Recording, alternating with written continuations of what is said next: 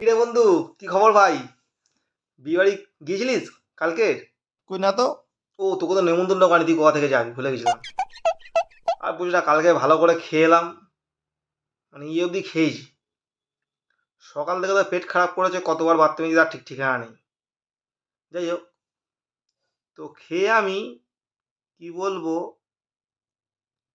সুনামটা করতে পারলাম না। বলিস কি? এত সুন্দর রান্না করেছে, বদনাম ছাড়া সুনাম করতে পারলাম না। তোদের ছোট করে বলি শোন। আচ্ছা বল। খেতে বসেছি, সব দিয়ে গেল। সব থেকে মানে ভালো রান্না বলে কোনো কিছু হয়নি। ভাত যে দিয়েছে দেরাদুন রাইস, না বাসমতি রাইস হবে হয়তো, দেয়ালে মলে ডব খাবে।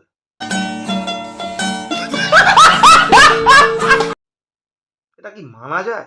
কখনোই না। তারপরে দিয়েছে তোর ধর যে মটন কষা। আমি তো মাছ খাই না, মাছ দিয়েছিল ভেটকি মাছ। কলা পাতাটা খেয়েছি, মাছটা আর খাইনি আর।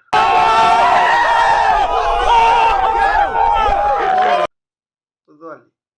তারপরে মটন কষা করেছিল, কিন্তু চিকেনও করেছিল। চিকেন তো খাইনি। মটন কষা মানে এমন করেছে বিষাক্ত, যে মুখে দিচ্ছি গলে যাচ্ছে। মটন কষা কেমন হওয়া উচিত বলতো? কেমন? মানে কি বলবো, দাঁত দিয়ে টানবো, দাঁতের ফাঁকে আটকে যাবে, ছিঁড়তে পারবো না, ছিটকে চলে যাবে, অন্যজনের গায়ে লাগবে, ঝগড়া মারপিট হবে, তবে না বিয়ে বাড়ি। ওটা হলো রসগোল্লা চাটনি, এটা হয়। পাঁপড় দিয়েছে, পাঁপড় তো সেই রুমালির মতো, রূপালি মুপুরির মতো আমার ঘোরায় না, উপরে উঠে যায় সেরকম। রসগোল্লা দিয়েছে, সে চিবিয়ে যাচ্ছি চিবিয়ে যাচ্ছি চিবিয়ে যাচ্ছি, লাস্টে একটা দাঁত ভেঙে গেল, সেই অবস্থা চিবিয়েছি, জল দিয়ে গুলে খেতে হয়েছে। কি বলিস? আর চাটনি এমন মিষ্টি দিয়েছে চাটনিতে, চাটনি খেতে গিয়ে দেখি মাছি উড়ে চলে গেছে, যেন মৌচাক ওটা। এইসব হয়েছে, মানে খরচা করেছে ভালো, কিন্তু কি হয়েছে বলতো, সমস্ত টাকাটা ক্যাটারিংয়ের ছেলেপুলেগুলো আছে না, তারা ঝেড়ে দিয়েছে। হ্যাঁ ঠিকই বলেছিস। খরচা করেছে ভালো, আসলে মন থাকা দরকার, মনটা পরিষ্কার নয়, কি বলবো আর।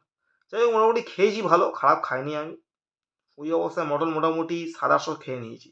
রসগোল্লায় ছিউড়ে রসগোল্লা হলেও মোটামুটি খেয়েছি 15 থেকে 20টা।